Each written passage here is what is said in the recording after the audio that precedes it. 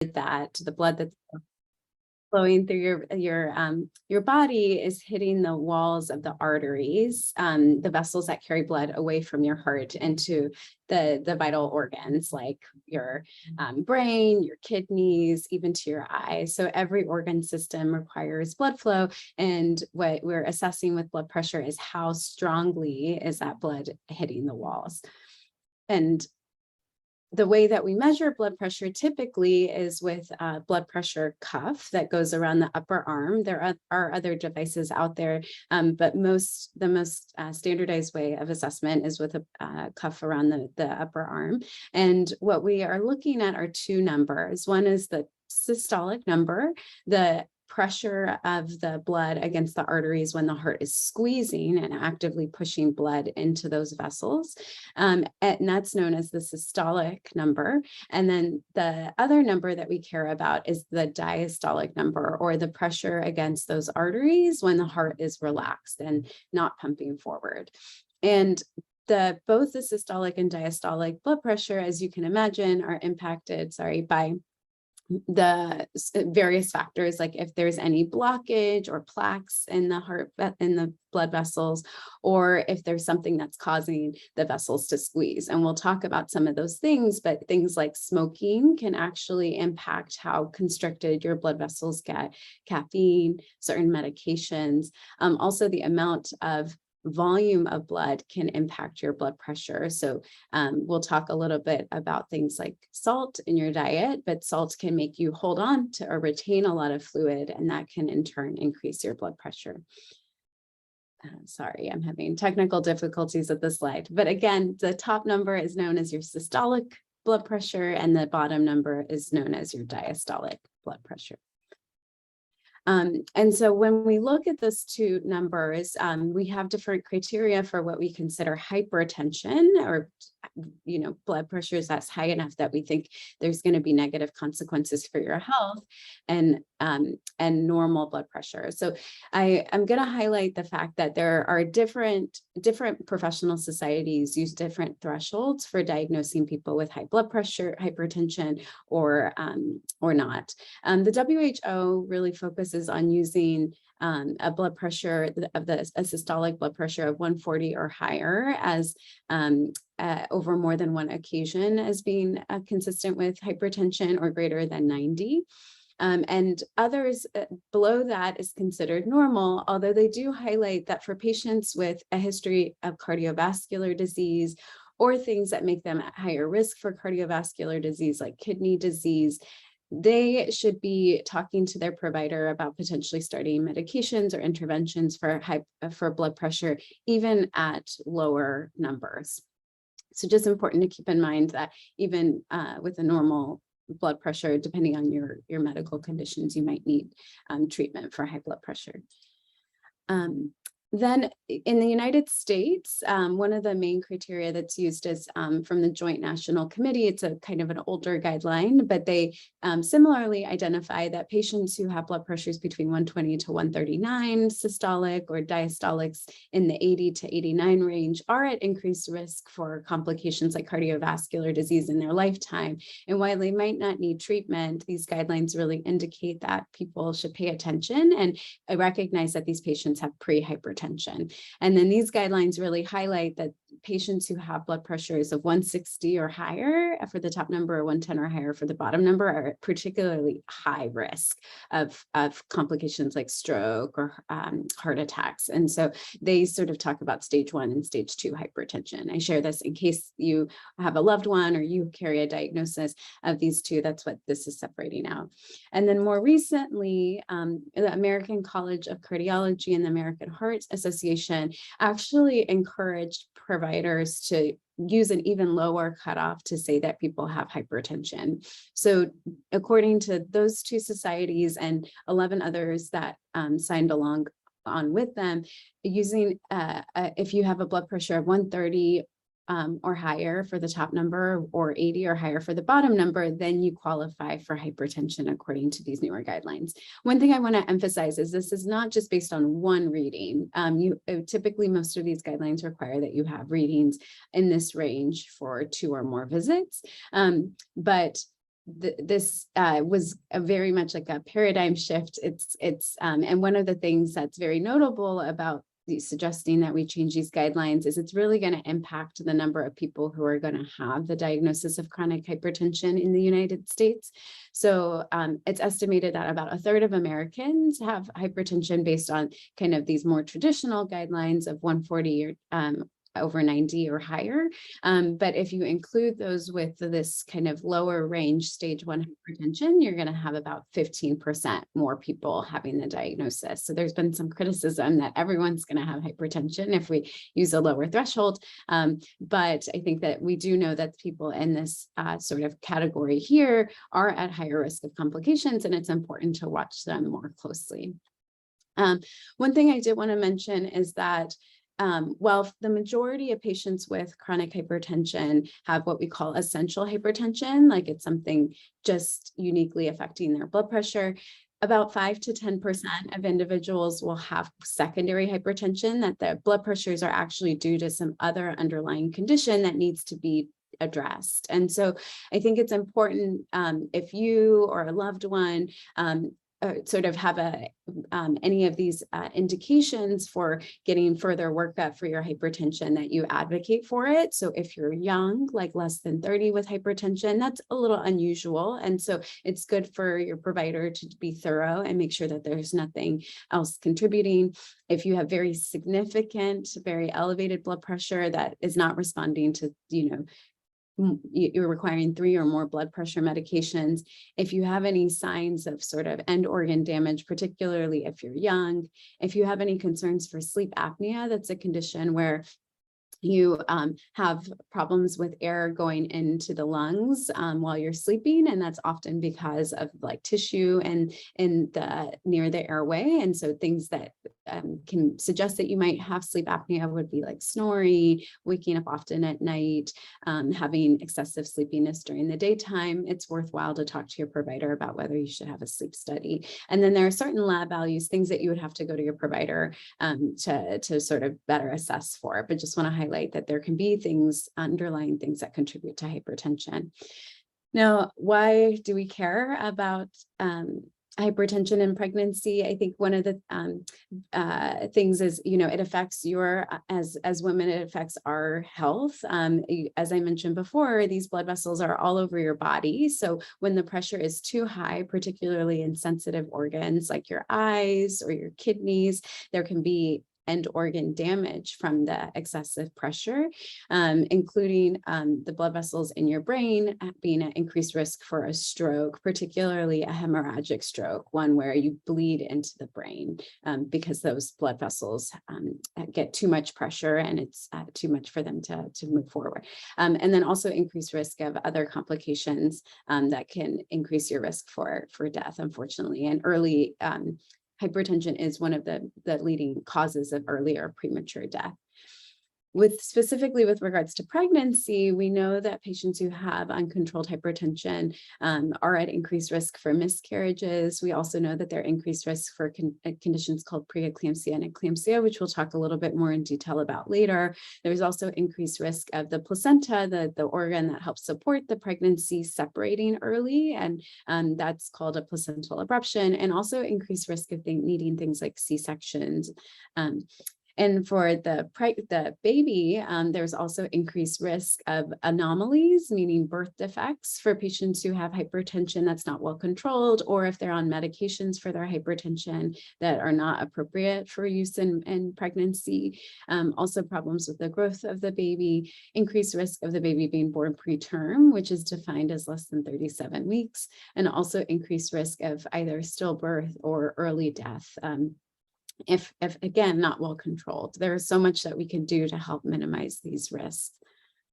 And one thing I think is really startling is that while, a third or up to, up to 40% of people have hypertension. About 1 in 2 don't actually know that. And part of the reason is that hypertension is a silent disease for most people. You don't really feel your blood pressure is high until it gets so high that it's causing end organ damage that causes a headache or stroke symptoms, or if you're having, heart complications that are causing swelling, we already have missed the boat, so to speak. And this is why we are so adamant about screening for blood pressure pretty much anytime you come into the clinic, because it's not something that you're necessarily, again, going to feel. And so it's really important to pay attention to those numbers, or we'll talk about later, potentially even think about sort of looking at your own blood pressures yourself at home, especially if you have risk factors like family members who have hypertension. That was a lot. Yeah, no, thank you so much. It's so striking to know that, 1 in 2 people living with hypertension don't even know about it. And, that puts them at a higher risk for some of the complications that you mentioned. So clearly, a key to making the diagnosis seems to be getting an accurate reading for the blood pressure. And I know, in the clinical setting, we're trained on how to get that information, but how do you counsel your patients who may need to be or just interested in checking their blood pressure at home?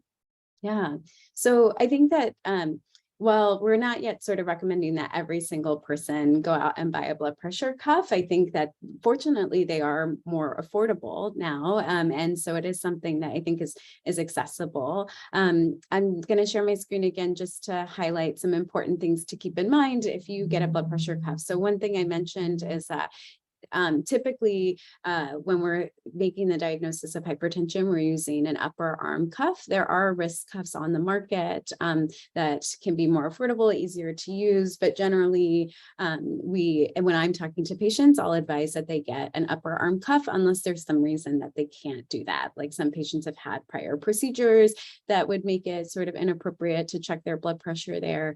Or if your upper arm is particularly large, it can sometimes be challenging to find a cuff that fits. And so sometimes in those patients, we'll recommend a wrist cuff. I think there are, as with a lot of things, medical devices, or there are many companies that make things and the quality can be variable. And so there is a website that we'll post the link for that has a list of sort of validated blood pressure cuffs. So if you're interested in buying one that kind of has been screened to make sure that it's more accurate, you can take a look at that list. But I think the other option is to buy a cuff and to bring it into your doctor's office, ideally before the refund window closes, so that you can see if it's calibrated, it's reading appropriately. Cuffs in the clinic or hospital care setting are more accurately calibrated. And so that in the office, they can check your blood pressure on their machine and then on yours. And then you can decide if it's with your provider, if it's accurate enough to continue to use at home. There are lots of things that can affect your blood pressure, as I mentioned before, like caffeine, also exercise, activities. So it's really important to kind of take your blood pressure in a standardized way. One thing that's important before you take your blood pressure is to empty your bladder. Having a really full bladder can increase your blood pressure, and we don't want to start medications just because you drank too much water that day. And so going to the bathroom, emptying your bladder, and then having a seat for at least ideally 5 minutes, so that your body has a chance to equilibrate. You want to again, you want your feet sort of planted on the floor. You don't want your legs crossed, because again, that can affect your blood pressure. And ideally your heart is at the level of your arm is at the level of your heart, kind of resting on a flat surface when you do the assessment. And the other thing I'll just mention, that I lost it. There was something else that I often will tell people. Well, one thing is you don't want to be stressed. Like, I think that if there's a lot of things on your mind, like you're worrying about who's going to pick up your kids or that sort of thing, not to say that, it doesn't matter that your blood pressure gets higher with those settings, but again, it's important for us we're really interested in what happens when your body's given sort of the opportunity to settle down, if it's able to kind of recalibrate. So trying to kind of minimize those exposures. And this says to record blood pressures twice a day. That's not necessary for most individuals. This is more so in the setting of pregnancy, but in patients with high blood pressure disorders. But you could talk to your provider about how frequently they recommend that you check at home. Okay, so I just put 2 links in the chat about the cuffs that Dr. Tisfalo mentioned, as well as a video on how to measure your blood pressure at home. Just to reiterate the great points that you made, it's important to sit for a few minutes prior to taking your blood pressure and avoid things in advance, such as stressful situations, as you mentioned, and things like Boon and Shahi that may raise your blood pressure in the moment. So now let's say that one of us does have high blood pressure. What are some things that we can do to help lower it? Yeah. So first thing is, like, if you notice that you have elevated blood pressure, say on a home blood pressure cuff, or some pharmacies have those cuffs, it's important to make an appointment with your provider quickly to sort of get that addressed. Depending on the range of your blood pressures, they might recommend starting medications right off the bat, especially if you're in that higher range that we were talking about, like 160s, 180s for the top number. I will say, if you have very high blood pressures and any symptoms like headache, chest pain, really anything out of the ordinary, that requires more urgent medical attention, because that might be a sign that those blood pressures are already causing end organ damage and you need more acute intervention. But again, your provider will talk to you about whether or not they think that it's appropriate for you to be started on medications. And for women in particular, I think it's very important to let your provider know if you're using any form of birth control, or if you're intending to get pregnant, because that will impact the medications that they might think about starting you on. There are some medications for high blood pressure that work very beautifully and actually have a lot of benefits outside of pregnancy, but when used in pregnancy actually can cause, as I mentioned before, birth defects or problems with the growth of the pregnancy. So again, making sure that your provider is aware of what your family planning goals are is really important.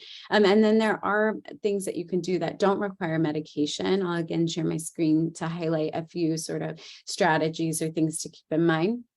One thing is exercise. So while exercise in the acute period can increase your blood pressure overall, it improves the health of your cardiovascular system and can help lower blood pressure, especially if you're doing it regularly. So a lot of the professional societies recommend that you try to get about 30 minutes of moderate activity most days of the week. Ideally, if you're doing it 5 days a week, that gets you to about the 150 minutes that's recommended. If you're somebody who's a very vigorous exerciser, you can cut that down. So if you're doing CrossFit or something like that, then you can aim for 75 minutes. But one thing to highlight is that you don't have to do it all at once. Like if you have 10 minutes here or there, you can sort of squeeze in the activity throughout the day.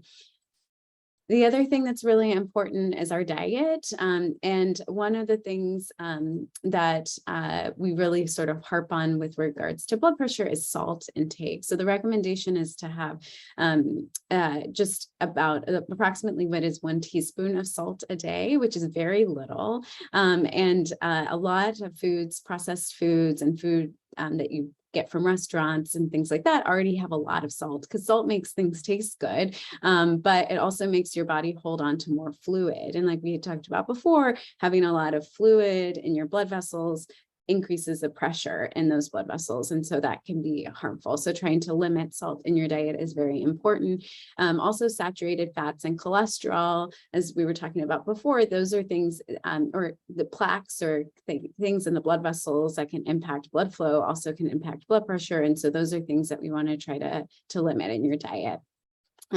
Things that are good that you should eat more of are things like fruits, vegetables, whole grains, and potassium. So potassium is something that helps your body better sort of process or deal with sodium. And so having enough potassium in your diet or going for potassium-rich foods can also be helpful. There are some diets, like if you're interested in looking at them, is like the DASH diet is very popular. It stands for Dietary Approaches to Stop Hypertension. The Mediterranean diet has also been found to be very effective for some people for lowering their blood pressure. So you can Google recipes or diet plans with those things. I think it's really important also to be proactive about looking at food labels. Like you can see a lot of processed foods, they will offer low sodium options. So that's the way to go. If you are somebody with high blood pressure, try to limit adding salt. There are a lot of spices and salt-free options nowadays that can help your food be more flavorful. And I think one big thing is like cooking for yourself, because then you just have much more control of what you're doing or putting into your body. Whereas, especially for fast food type places, you just don't even, there's just way more salt in those things than you need. And there are things like, I know my mom is always talking about garlic, those kinds of things. Garlic supplements have been found to be kind of effective in decreasing blood pressure. I would say if your doctor is recommending a medication, I would not say garlic supplements are the substitute for an actual blood pressure medicine, but there is some reassuring data about them. I would say if you're hear about a supplement or you're thinking about trying one thing to keep in mind is supplements are not regulated in the same way that medications are. So it's important to be mindful about what source you're getting it from, and also to talk to your provider if you are taking anything like an extract or supplement, to make sure that there's no reason that they would recommend against it, like interactions with your medications. The other thing is being a healthy body size. I think that in the healthcare field, we recognize that, we want to avoid fat shaming. We don't want to say there are ways that people can be healthy and sort of a different size. Everybody has a different body potential, but we do know that having extra weight on board impacts blood pressure, and it makes sense that it makes it more challenging to kind of move blood flow against with excess weight. And then in particular, waistline measurements seem to be associated with higher blood pressure. So patients who, for women, have a waist of greater than 35 inches or 89 or more centimeters are at higher risk of hypertension and complications related to that. So kind of I think both the diet and exercise kind of will hopefully help get closer to an ideal body weight for you. I think things to avoid include smoking. It's both smoking yourself, but also exposure to smoke. Secondhand smoke is really important to avoid. And then limiting alcohol use. So for women, we recommend limiting to no more than 1 drink a day, because kind of higher quantities or more alcohol use is associated with higher blood pressures and other sort of complications. And then, as we were talking about before, limiting stress, which I know it's easier to say than do, but, optimizing sleep, avoiding things that are triggers as much as possible, engaging in things like mindfulness, yoga, meditation, and even, there's been some work to talk about like practicing gratitude can really be helpful in terms of, in terms of optimizing your blood pressure. Okay, well, it's great to know that there's a lot that can be done to help lower your hypertension. Things like, attaining and maintaining a healthy body weight, physical activity, like you mentioned, yoga, or just 10 minutes of any dancing or anything like that. And also optimizing our diets for foods that are less salt and more potassium, with foods such as like bananas, spinach, and lentils. Those are foods that I can think of that are high in potassium, and obviously also prescription medication. So you mentioned earlier that there are different implications for having hypertension for women rather than men. And a lot of that has to do with our reproductive health. So let's say, let's start by looking at women that want to hold off on being pregnant. What are some implications of having high blood pressure?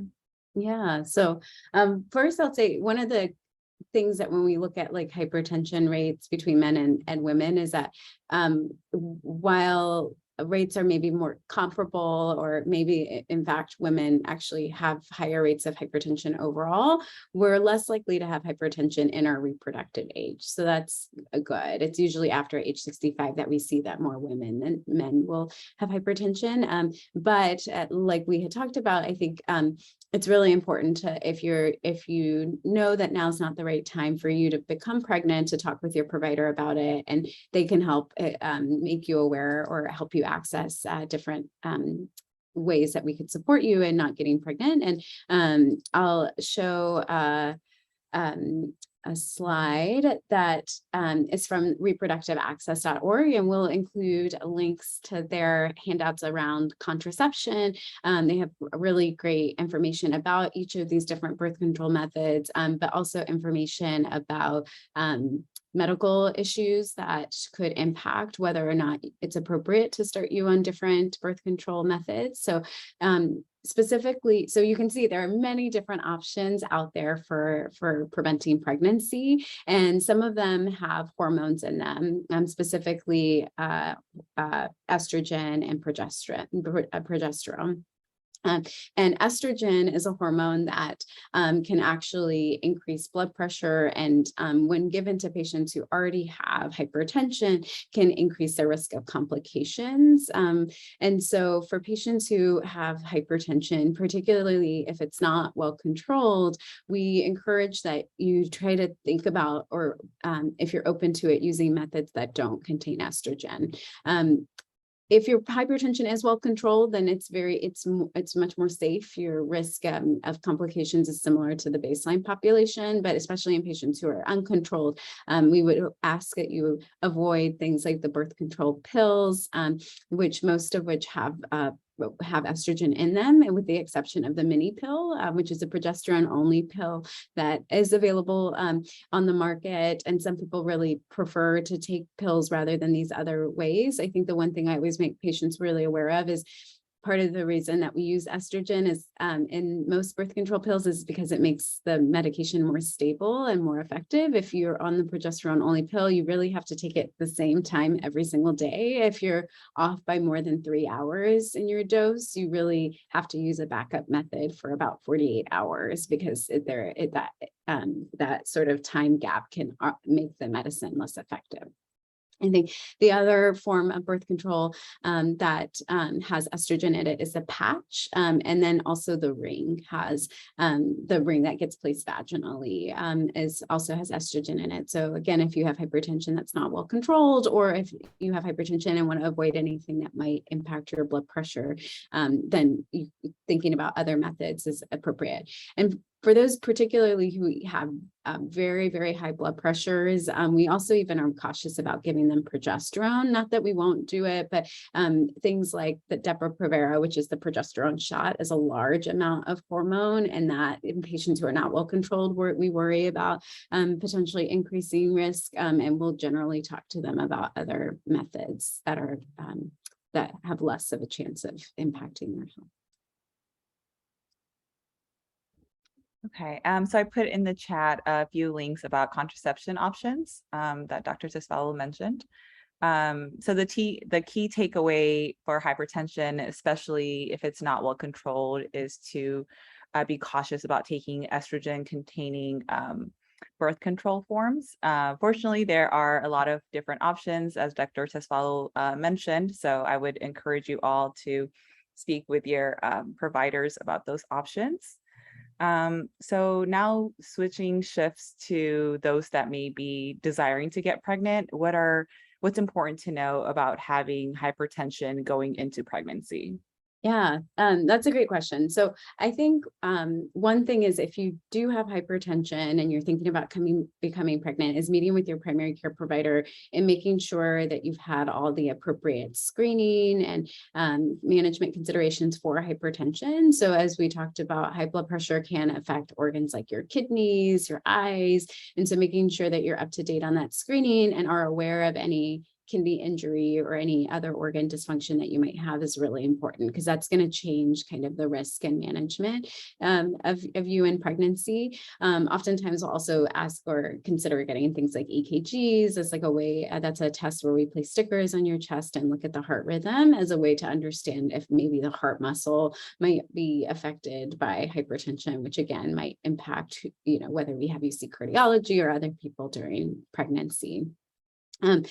A big thing, and a reason why it's important to talk to your primary care provider if you're thinking about becoming pregnant is so that you can make sure that you're not on any medications that are not contraindicated in pregnancy. So there are like classes of medications like ACE inhibitors, which you don't have to remember that term, but there are certain things that that work again really well outside of pregnancy, but if you're on it during pregnancy can cause complications. So if it's not very necessary for you to be on those medications, oftentimes your provider can switch you to a blood pressure medicine that's safer. That way, when you become pregnant, you don't have to worry about changing medications. There are cases, and this is why it's important to talk to your provider. You shouldn't stop your medications on your own just because you're trying to get pregnant, where we would actually continue medications that we don't recommend in pregnancy up until you conceive, just because of the health benefits for you. So I'm thinking specifically of certain patients of mine who maybe have a history of very significant kidney disease, and being on an ACE inhibitor is protective for their kidneys. And so we continue it up until they have a positive pregnancy test, and then we switch them as are their pregnancy doctors. So just having a conversation about what you should do with regards to your medications is important. I think the other thing that you can definitely ask for is a preconception consult. So meeting with a high-risk pregnancy doctor like myself, or an OBGYN who feels comfortable in counseling patients about hypertension is helpful to let you know about how we will follow you during the pregnancy itself. So we would talk about how, we recently had a study that came out that indicated that there is benefit in decreasing complications from hypertension in pregnancy if we treat blood pressures very aggressively in pregnancy. So we use a target of less than 140 and less than 90 for blood pressures in patients with chronic hypertension. And we'll recommend starting medications if your blood pressures are higher than that, which previously, before, this study came out, we weren't starting medications until people's blood pressures were much higher. But the study showed that if you do start blood pressure medicine earlier, you help decrease the risk of preeclampsia, which is one thing that we definitely want to try to prevent. And the other thing that we would recommend is, starting a medication called aspirin, which we can talk a little bit more about, but that's a medication that can help decrease the risk of developing pregnancy-related complications from hypertension. And it's important for patients to know that because chronic hypertension increases the risk of growth restriction and increases the risk of problems with the placenta, that we will see you more frequently in the pregnancy for things like growth ultrasounds and for monitoring of the health of the placenta through visits where we listen to the baby's heart rate and check the fluid around the baby very frequently, especially in the third trimester as you get closer to your delivery. I also like to make sure that patients are aware that you are at higher risk with chronic hypertension of having a preterm delivery. So when we give patients their due date, it's actually sort of suggesting when they'll be at 40 weeks in their pregnancy. But a lot of patients with chronic hypertension will deliver it's more common that you deliver preterm. And in general, we don't recommend that patients with chronic hypertension go all the way to 40 weeks in their pregnancy. Oftentimes we're recommending induction or C-section delivery sooner than that. So just being mindful as you're preparing for taking time off of work or when you're going to have your baby shower, all those things, I think it's good for patients to just be aware, there's no guarantee that you'll go all the way to your due date. And in fact, if you have a chronic medical condition like hypertension, it's probably going to be earlier. So those are kind of big things I think it's good to be aware of. And you're always and it's helpful to talk with an high-risk pregnancy doctor or your OBGYN in advance in case there are some nuances of your hypertension that might make you at higher risk. Okay, thank you. So it seems like it's helpful to start that conversation early with your provider, even prior to getting pregnant, just to optimize your health and your health care, especially as you mentioned, like when it comes to your medications. So I just want to put in a quick plug for a great webinar that Dr. Sisfalo did with Habesha Health about preconception care. So I'm going to put the links in the chat for that.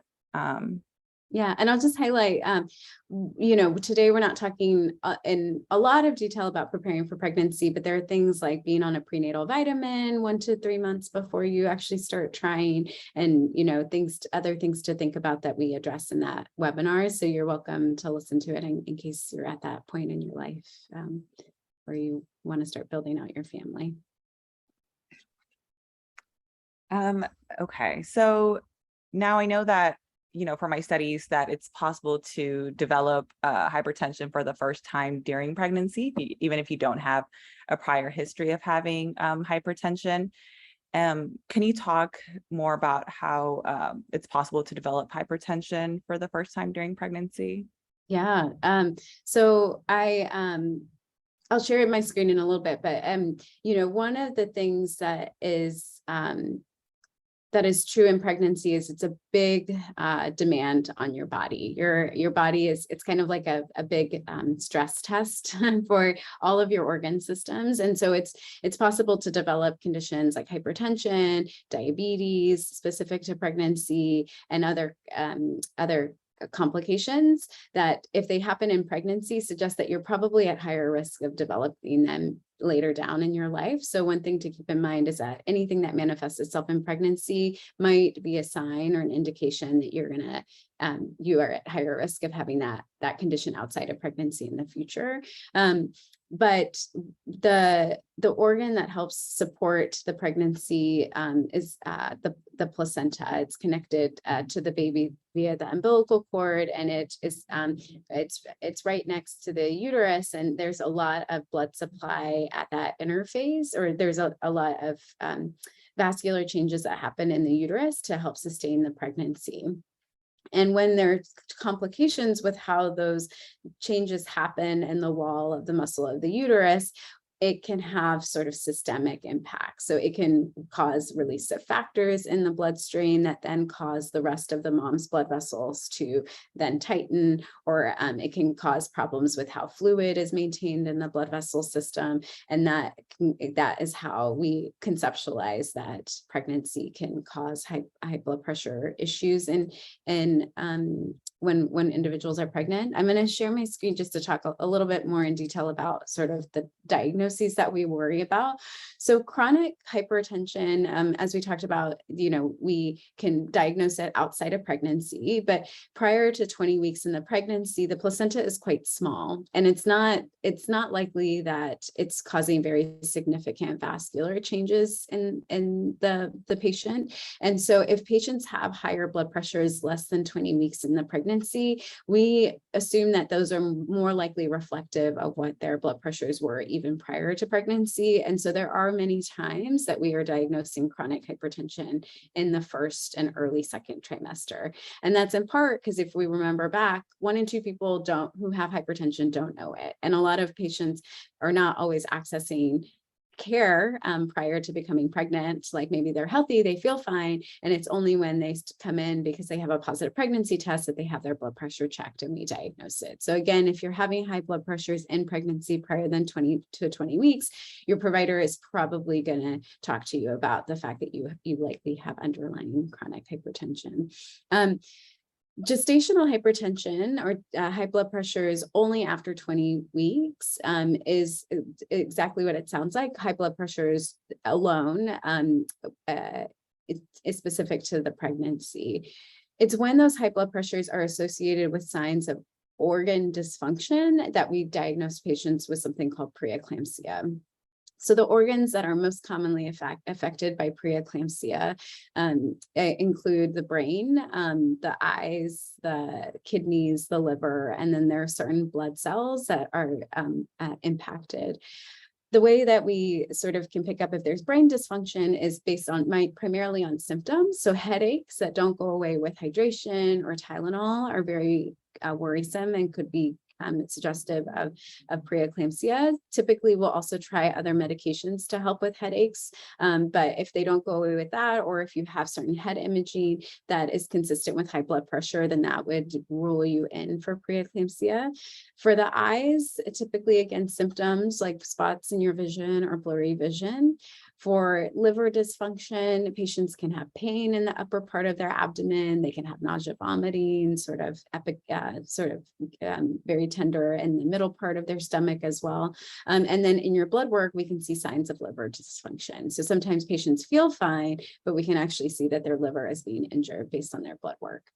The kidneys, typically you don't have pain when you have preeclampsia and it's affecting the kidneys, but what we'll see is that the kidneys are having a harder time filtering the blood appropriately. So there are big molecules called proteins that are in your bloodstream, and the kidney is supposed to be pretty good at holding the protein inside the blood vessels and not letting it spill into the urine. But what happens with preeclampsia is that the kidneys become injured, the blood vessels in the kidneys become injured, and they start allowing more big molecules, these proteins, to spill into the kidneys. So that would be worrisome if we see elevated protein in the urine. And then we can see in your blood work signs that the blood is not getting filtered as well, or that your creatinine is elevated. And then I mentioned that also the other organ, or the other thing that can be affected are your blood cells, specifically a blood cell called platelets, which are blood cells that help with clotting. So those tend to go down during pregnancy or during preeclampsia, in part because they're sort of going into parts of the blood vessels that are injured or abnormal because of the preeclampsia. So they're kind of getting consumed in a way by the disease. And then there can, if on the spectrum of preeclampsia, on the very severe end would be something called HELP, where we actually see that the red blood cells also start to have problems where they start to open or burst. And that is a very significant disease. By the time we're seeing end organ symptoms like headaches that are not resolving, visual symptoms, pain in your belly, if we're seeing blood sign changes at your liver, your kidneys, or your blood cells are not appropriate, that they're being impacted, then the risk of continuing the pregnancy is quite high. And so in those cases, we're typically recommending delivery very quickly. And that's even if the patient is preterm. And that's because we know if we try to prolong the pregnancy, that we're putting the mom at risk of having even very significant organ dysfunction. Patients can get to the point where they require liver transplants, because of liver failure, or even can pass away from complications from preeclampsia. And so we also know that it's dangerous for the baby, the fetus. The placenta can separate early. It can impact the growth of the pregnancy. So when we see severe features, we typically can't prolong the pregnancy more than a few days. In most cases. But if there are no severe features, then we can try to at least get to 37 weeks. It is possible, and patients with chronic hypertension can get preeclampsia. And so that we look for similar things like very significant elevations in their blood pressures or signs of organ dysfunction to make the diagnosis. It's also why it's very important for patients with chronic hypertension or anything that would really increase your risk of preeclampsia to have baseline studies. Like at the beginning of pregnancy, we'll get baseline assessments of your kidneys, of your liver, of all those things, so that we have a comparison, so we can see how those organs are doing throughout your pregnancy. Oh, and I should say preeclampsia is a reference to eclampsia. So the syndrome that happens before you have eclampsia, which are seizures related to the disease, which are can be very, very complicated. Okay, so I'll definitely have to keep that 20-week time frame in mind for my exams. So just to repeat, if you have elevated blood pressure prior to 20 weeks, it's likely due to chronic hypertension. But if you have newly elevated blood pressures after that time frame, it's likely due to gestational hypertension or preeclampsia, as you mentioned. Now, you and I are working on a project that is looking at using aspirin to treat preeclampsia. And I know when I got on the project, I was excited to learn that there's something that we can do to kind of challenge the rising rate of preeclampsia, especially for women of color. Can you explain to us how you counsel your patients about the benefits of aspirin and also how to go about taking it? Yeah, definitely. So as you alluded to, preeclampsia unfortunately is on the rise, not only in the United States, but like across the world. We're seeing more cases of it, and it does have disparities in who it impacts more. And we do see that communities of color, especially Black women in the United States and other high resource countries, have higher rates than their counterparts. And in part, we think that that's due to, as I was talking about before, the stress of racism and how racism can get under the skin, because we know stress impacts blood pressures, impacts your overall general health. And aspirin is the goal of it is actually to prevent preeclampsia. And I'm going to share my screen just to share some data, but aspirin is like one of the oldest medications that we, oh no, not that way. Stop sharing. Sorry, guys. Share screen. Perfect. And so it was one of the things that was studied like decades ago to try to help improve the outcomes of pregnancies.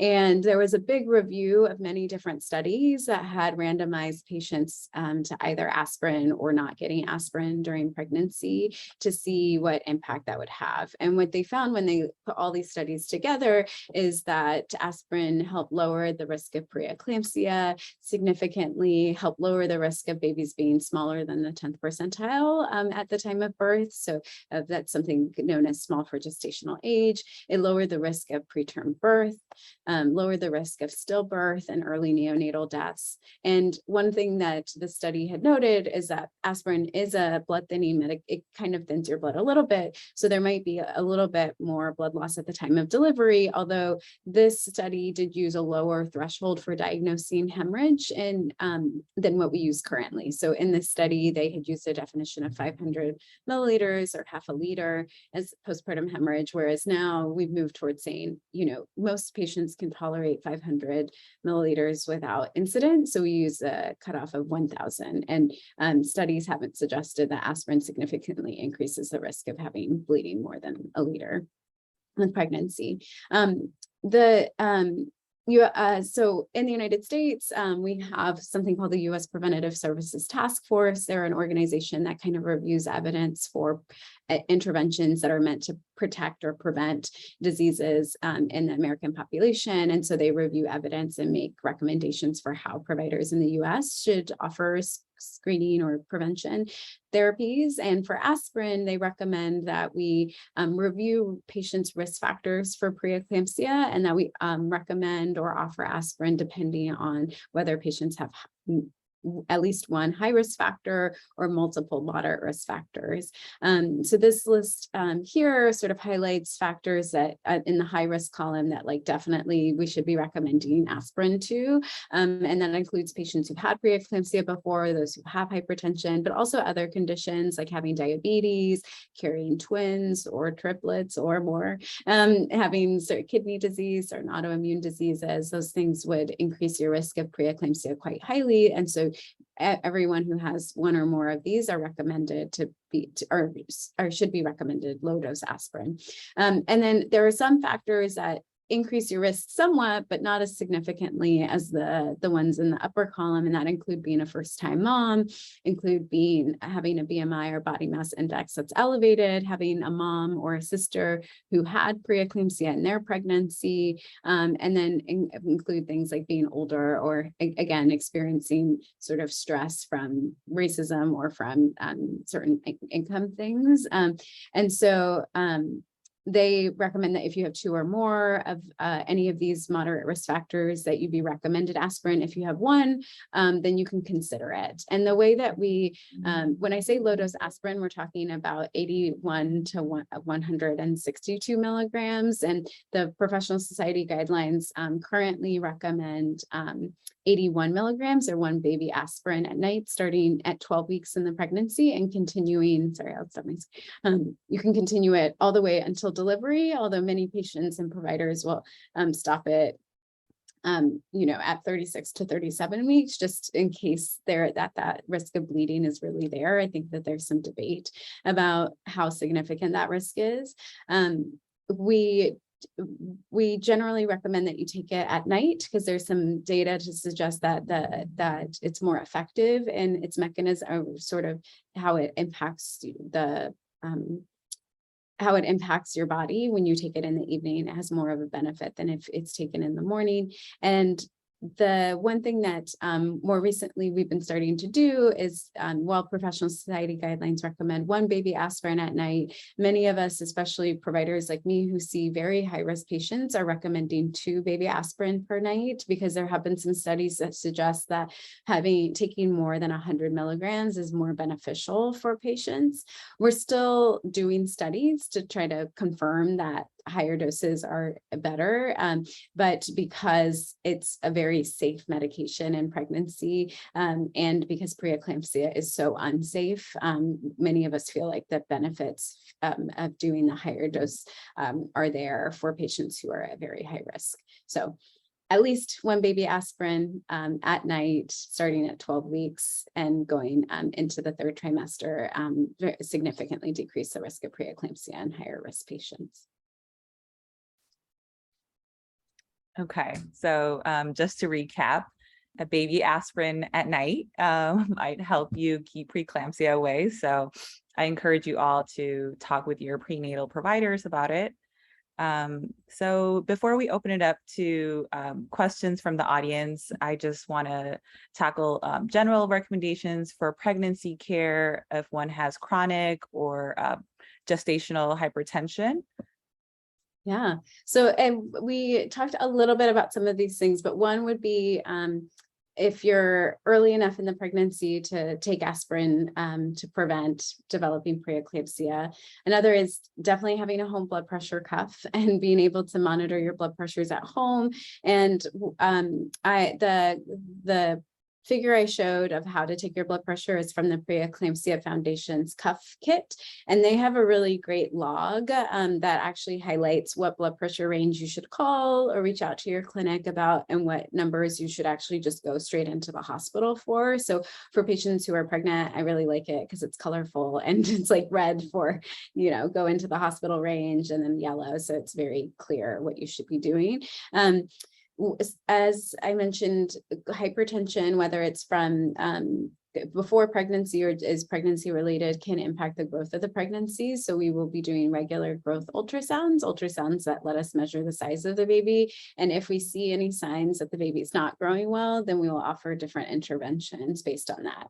For patients with chronic hypertension, we do get like baseline preeclampsia labs at the beginning of pregnancy. And if there's any fluctuations in patients' like blood pressures, like they need an increase in their blood pressure medications very quickly or unexpectedly, we'll repeat labs. But in patients with, say, gestational hypertension who we know that this is pregnancy related, we worry more that they could get sicker faster as the pregnancy continues. So for patients with gestational hypertension or preeclampsia without severe features that we're going to try to continue the pregnancy in, we will generally recommend at least weekly labs, if not more frequently, to make sure that there are no silent signs that the preeclampsia is worsening. And we'll see them at least twice a week as an outpatient if they're not, and for some of the patients, they actually just get admitted and they're followed closely in the hospital. That's where it becomes a little bit more individual about how your blood pressures are and those sorts of things. And we do recommend earlier delivery, like we were talking about. We're always, we try to avoid preterm births if we can, because we know that it can be more challenging for babies to make the transition to life outside of their moms when they are born very early, and especially babies that are born less than 34 weeks have really high risk of complications, including things like bleeding in their brain because they have some blood vessels there that are quite fragile, increased risk of respiratory issues and bowel issues. And so we try to get to at least 34 weeks if we can, to avoid some of those risks of prematurity, even more ideal to get to 37 if we can safely. Patients with chronic hypertension that's well controlled, not on any medications, they can sometimes go all the way up to close to their due date. But again, talking to your prenatal care provider about your unique situation, and just so that you have a sense of like, how far would it be appropriate for me to aim to get in my pregnancy would be great. Okay, thank you. Yeah, so definitely check out those links that I put in the chat about getting the appropriate cuff so that you can, as well as the video on how to appropriately measure your blood pressure at home, just so that you can keep an eye on those numbers. Now I would like to open up the floor for you to ask any questions. So feel free to unmute yourself and ask questions. I do see a comment in the Zoom chat that that talks about how the majority, 99% of maternal deaths are occurring in low resource countries, and a lot of that is related to lack of access to prenatal care. And I think that there definitely needs to be an emphasis on doing more work in that space. And I would love to be engaged in that type of work. And I think it is very true, particularly with regards to morbidity and mortality from preeclampsia. There was one study that I think I saw that there's something like an 8-fold increased risk of mortality for patients with chronic hypertension from preeclampsia in low and middle income countries, meaning like those who had chronic hypertension, are those who are going to be like the ones that are more likely to pass away, which just highlights, that we could be better identifying these people earlier. Like if half of them don't even know that they have hypertension, or their hypertension, even among those who know that they have hypertension, only about 1 in 4 are treated and have their hypertension well controlled. So really focusing upstream, I think, is so important. And I think, a lot of work has been done to decrease mortality around childbirth itself. But I think your point, Dr. Aman, is that, a lot of that could have been prevented upstream, which is very true. I think aspirin, coming back from Eritrea recently, is not part of prenatal care, and I know some, at least one of the OBGYN residents there is really interested in doing some more work in that space.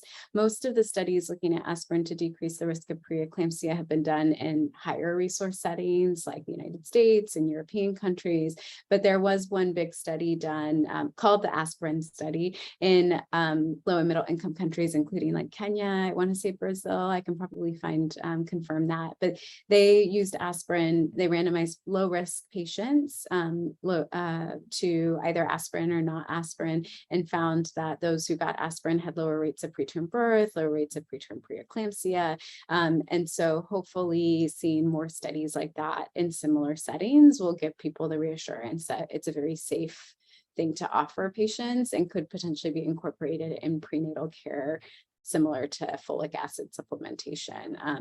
And so I think we're even in the US, I think people are advocating that we use things like aspirin more commonly, even potentially universally, with all of our patients. Again, similar to folic acid, everybody gets folic acid, even if you've never had a baby who's had a neural tube defect. But I think people are a little bit hesitant because of that bleeding risk. I think people are still kind of trying to tease out that piece. But again, generally not thought to be a very significant increased risk of bleeding. And bleeding, I will say, is easier for me to handle as a provider than preeclampsia. That's severe. So, or preterm preeclampsia. Great. Any questions, thoughts, experiences people have had with preeclampsia or hypertension?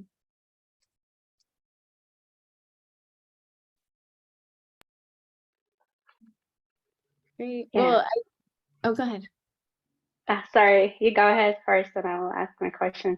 Oh, well, I was just going to say, I referenced the Preeclampsia Foundation before. They're like a patient patient like advocacy group in the United States, but they have a lot of great resources on their website, including how to take your blood pressure videos and access to patient stories for those who have preeclampsia. It's, I think it's a scary condition, and I didn't touch on this as much as I should, and maybe can now. I mentioned that pregnancy is a stress test for the body. So if you have certain conditions come up during pregnancy, we sort of see that as a sign that you're more likely to have that in the future. And we do see that patients who've had preeclampsia in pregnancy have 2 to 4-fold higher risk of certain cardiovascular disease, kidney disease down the line, and even early death. And we think that a lot of that could be prevented if patients and their providers are aware that they're a higher risk and do more screening or intervention. So it's very important, if you have a pregnancy-related diagnosis, that you make sure your primary care provider knows that. History of preeclampsia is actually included in some of the cardiovascular risk calculators for patients later in life to decide if they should be on aspirin or those sorts of things to decrease health risks down the line. But also preeclampsia is associated with increased mental health disorders like anxiety, depression, postpartum PTSD, post-traumatic stress disorder. And so also recognizing that for patients and their families, especially if patients have to deliver very early or if their children have complications from it, can take a large toll on families. And so we definitely, want to make sure that we're offering support to individuals, but that's another reason why we are so vocal about trying to minimize, or try to prevent it when we can. Yeah, but sorry, Danae, Dr. Danae. No, it's all good. That's no problem. Again, I would like to thank you for this session. It's very important. It's very, very important, for the women's health. Like you said, I just want to focus on the issue of aspirin. You see, like you said, it causes bleeding, right, during delivery, even after delivery. So is there any way we can, decrease that risk? It's like, you said that you start taking it at 12 weeks, but should they be able to take it through the delivery, or should they stop it before? So I think I read something about that, if I'm not mistaken. Yeah, And if we can, yeah, it's different. The guidelines are different in the United States and Europe. I think maybe it's the NICE guidelines, but here in the United States, the American College of OBGYN says that, that there's not data to suggest it's better or worse to continue it. There haven't been a lot of head-to-head trials of stopping it at 36 weeks versus continuing to delivery. So the guidelines here actually say to continue it till delivery. There's no indication that you need to stop, so why just continue it? In Europe, it's the opposite. I think they're probably looking at the same data, but there's no data that it improves things to continue to delivery, so why not just stop it at 36 weeks? I think for me, I do talk to patients. I offer them the option of stopping it at 36 weeks, especially if they have reasons that they might be at higher risk of postpartum hemorrhage. And also, especially if we're doing the slightly higher dose, the 162 milligrams. But that said, you can continue it safely. You can continue it to delivery. We don't think that it increases the risk of postpartum hemorrhage significantly, to the point where people need blood transfusions or, interventions from that regard. But we don't yet have head-to-head trials because it's so hard these studies are quite large to do. And even the 162 versus 81 milligram, study is still taking a while. I think that one's the one that people are more interested in sort of seeing the data for. But yeah, I think the biggest way to potentially decrease that risk, and maybe I should say, one of the things that I think is very true is that we can't take findings from high resource settings where we have blood banks and lots of uterotonics and ability to do, I can at my hospital do uterine artery. I can't do them, but I have colleagues who can do uterine artery embolizations and all these things. So hemorrhage to me is very easy to manage, where if you are in a setting where that's not the case, it may be more appropriate for those guidelines to say to stop it at 36 weeks because of the risk benefit sort of calculus there. So I think that's why it's very important to have studies like the aspirin study be done in low resource settings to show that there was an increased risk of harm. They didn't see in that study increased risk of postpartum hemorrhage or complications for patients. And so that type of work, doing those kinds of studies in Eritrea or other places, I think will help people feel more confident, or having guidelines that are cognizant of the limitations there. Yeah, thank you. I'm glad you brought it up because, in low resource settings, for example, in Eritrea, we don't have all the things that you just said. So it's very difficult to continue through the delivery. So maybe, hopefully in the future run, since you came, I'm sure you introduced the idea. Hopefully in the future run, studies could be done, and we can put it in the guidelines because from the looks of it and from what you told us, it's very important. So again, if I want to tell our audiences, if you have any questions ዝኾነ ሕቶታ ኣለኩም ኣብ ፌስቡክ ኣብቲ ኮመንት ሴክሽን ክትፅሕፉልና ትኽእሉ ኢኹም ዶክተር ማርታ ከዓ ክንህባ ንኽእል ኢና ነዚ ሕቶ ከምኡ እውን ኣብ ዞም ተለኹም ከዓ ኢድኩም ሓፍ ኣቢልኩም ኣሚዩት ጌርኩም ክትሓትዋ ትኽእል ኢኹም ወይ ከዓ ኣብቲ ቻት ቦክስ ከዓ ክትሓትዋ ትኽእል ኢኹም I think until the questions come, I guess I'm going to keep my questions coming. Yeah. Another misunderstanding I want to clear up is, again, still on the issue of aspirin. Should aspirin should be given to all pregnant mothers? When I say all pregnant mothers, like those who are preemie, those in their first pregnancy or in their multiple pregnancies, or is there any differences? Because from the small experiences that I had, is usually especially those people who are older than 35, but who are in their fourth or fifth pregnancy, the risk of having any complications is very a little bit low, right? Comparing to the old, more than for those pregnant women who are more than 35-year-old in their first pregnancy. So this aspirin should also be given to both of them who are in multiple, multi-gravid or preemie-gravid. Yeah, our guidelines would suggest if they have had a prior pregnancy that went all the way to their due, to term, so past 37 weeks, and they didn't have preeclampsia, they don't need aspirin. Like it's so unlikely to get preeclampsia in a future pregnancy if you did not have it in your prior one, with the caveat that you don't have any new health conditions. So what can happen for some patients is maybe they have their first pregnancy when they're 23 and they're healthy and young, and then they develop type 2 diabetes or chronic hypertension, and then they have their next pregnancy at 30 something. So I would say for patients who have a new high risk factor, we would still recommend them aspirin, even if they didn't have preeclampsia in their last pregnancy, because their risk has changed since that prior pregnancy. But if you have the same same issue, health standard as you had before, and you didn't take aspirin in your prior pregnancy and you didn't have preeclampsia, then we wouldn't recommend that you take it in this pregnancy. I think that said, there are people in our field who are advocating for universal aspirin, because when you look at what percent, especially in the United States, where a lot more patients are getting 35 or older when they are giving birth, and a lot of patients are obese in the United States, that somewhere upwards of like 50% of pregnant patients will meet that criteria on the U.S. Preventative Services Task Force list. And the problem is that we as healthcare providers are not very good at always picking up the patients who should be recommended aspirin. So there are many patients who should be recommended it who never get told about it, because maybe they're being seen in I don't want to make it seem like family, but maybe they're seen in a practice that doesn't have a lot of pregnant patients, so their provider doesn't know about the guidelines, or